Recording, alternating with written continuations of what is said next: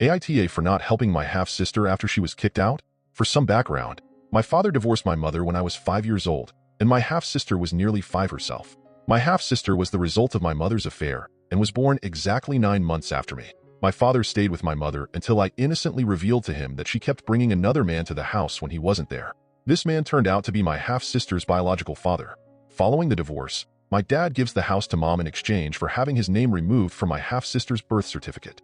He continued to pay child support for me until I turned 8. Then, my mother abandoned me during her custody week because her affair partner didn't want to take a child that wasn't his to his family's holiday gatherings. My half-sister resented me because her grandfather supposedly favored me over her. My dad made efforts to ensure I maintained a relationship with my half-sister, but I was adamant about not wanting any connection with her. My half-sister herself would declare she didn't have a sister, so I never acknowledged her as one either. The incident. On the day I created my Reddit account, my half-sister called me out of the blue. I had no idea how she got my number. She was crying, saying that our mom had kicked her out of the house and didn't want anything to do with her now that she's married to someone new. I don't even know who this new husband is. I hung up on her, but she started texting me, pleading for her sister's help. She claimed she had nowhere else to go. Her father had cut contact, and no one was willing to assist her. She lives 6 hours away from me, and I guess it wasn't hard for her to figure out where I live next door to my dad. I felt conflicted, but when she called again, I bluntly told her that we're not actually sisters and that I wouldn't be coming to get her or offering her a place to stay. Then I hung up again. I blocked her number, but she began calling from different numbers. Now, members of my mother's family are berating me, calling me a terrible sister, and urging me to be more understanding because I was once the child who got kicked out. I'm seeking some perspective because I want to know if I'm in the wrong or if I should have handled things differently. I've been flooded with texts and calls from my maternal family. My maternal grandmother, the only person from that side I stayed in contact with, begged me to be a good sister and let my half-sister stay with me. She even told my half-sister that I have my own house and gave her my number. I ended up blocking my grandmother and everyone else who said I should be understanding because both my half-sister and I were abandoned by our mother. I told my grandmother that it isn't the same, but no one seems to acknowledge that. I haven't seen my half-sister in 17 years. I didn't even know what she looked like until I came home today and found her sitting on my porch with a suitcase.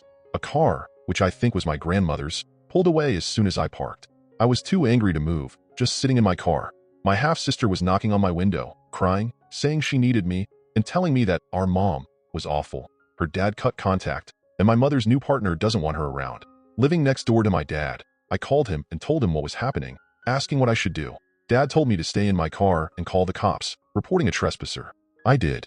When the cops arrived, my half-sister told them I had agreed to let her stay, and now I was leaving her homeless. I showed them the texts, each one a refusal to let her stay. No to having the space, no to being her sister, and no to her pleas. When my half-sister kept insisting we were sisters, I told the cops I hadn't seen this woman in 17 years. I don't know her. We're not family beyond sharing an egg donor. I even unblocked my grandmother and called her. Before I could speak, she yelled, "Look, OP, I love you, but you need to get over this. She's family, she needs you. And I've told your father you'd go to hell if he raised you to be so damn selfish, and you definitely will because she's going through the same thing you went through." She hung up immediately. I told the cops they could either book my half-sister or take her to a shelter. I didn't care. I just wanted her off my property. They took her, and now I'm sitting on my dad's couch, trying to understand what just happened. Dad doesn't want me staying alone in case they come back. I'm so pissed right now. 17 years of no contact, and now I have to cater to them because my biological mother gave birth to me. I'm 25 years old. For years, I've only had my dad and my paternal family. My mother and her family haven't done anything for me. They don't even know my birthday. My grandmother texts me on the wrong day every year. If my half-sister needs help so badly, why doesn't one of them take her in? I don't know her, or any of them. I'm not letting a stranger into my house. And 6 hours is too far to visit when I had surgery, but not too far to demand I take someone in. Update. I checked the camera footage this morning. My half-sister and our grandmother had been looking under mats, rocks, and potted plants, the mailbox, and checking the doors. Probably were looking for a spare. I don't keep one on my property, and my dad, grandma, and grandpa have keys they keep with theirs. My uncle did an overhaul of mine and dad's cameras. We now have ones that send notifications to our phones when motion is detected. Also got Ring doorbells for the front and back doors. There are other features, and all the cameras are better hidden as well. I went to the police department while he was doing this and brought my grandpa with me. My half-sister was booked for trespassing, but not held very long since our grandmother picked her up from the station. They stuck to the lie of me offering my half-sister a place to stay and gave statements.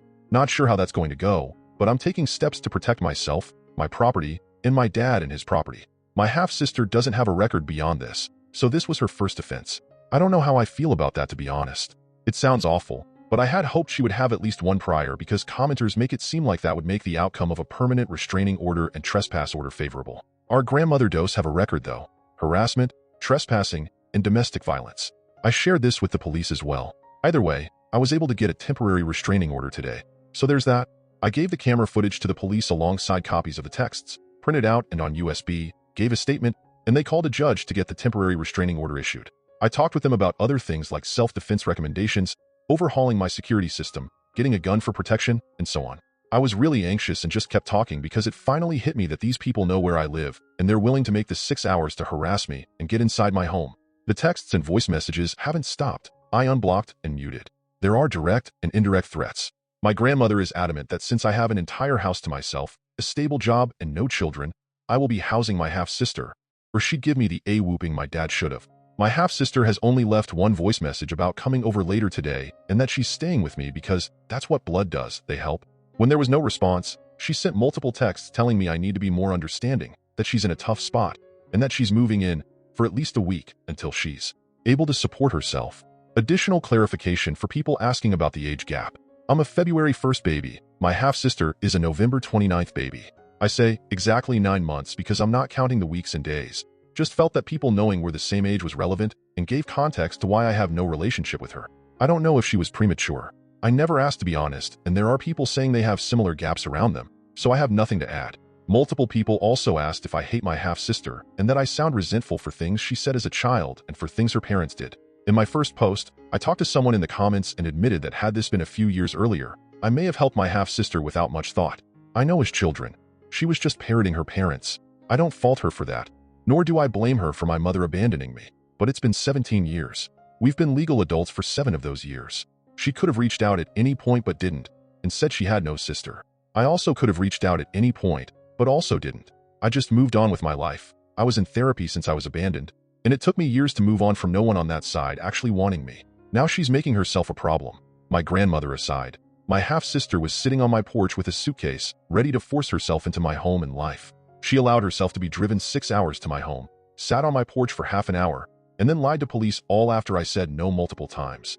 She never claimed me until she needed something, and now she's forcing herself into my life on the basis of being family. I don't hate her, that's too much energy, but I do resent her now alongside her grandmother and the rest of her family. I was ignored for years, and now I feel unsafe in my own home just because my half-sister and those around her can't take no for an answer. This isn't about my mother's affair. This is about my half-sister and her family ruining my safe space, my home, with their crap.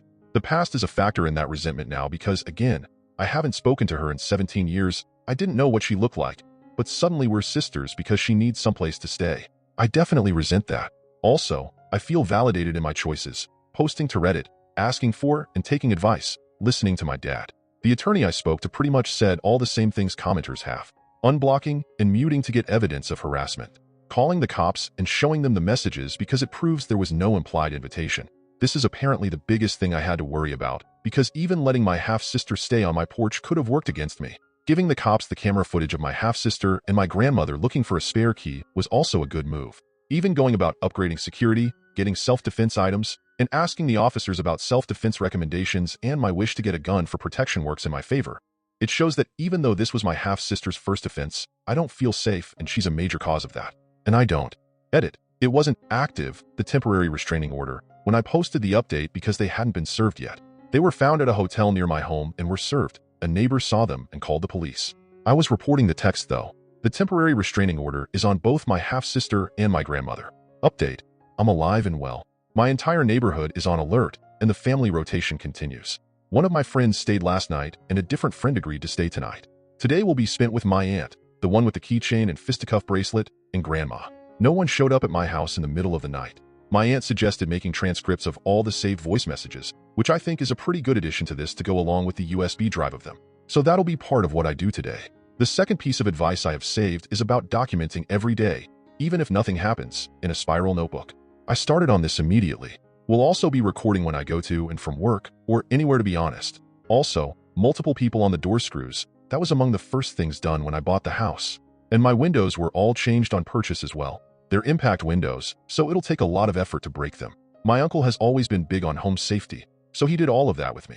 Even though I'm next door to my dad and fairly close to the rest of the family, he always says I'm still a woman alone in a house. You can never be too safe. Holiday vacations have officially been canceled and refunded. Always invest in travel insurance. A lot of stories shared with me have me on edge about leaving my home unattended. My neighbors offered to watch my house, but I'd feel more comfortable being present if something happens.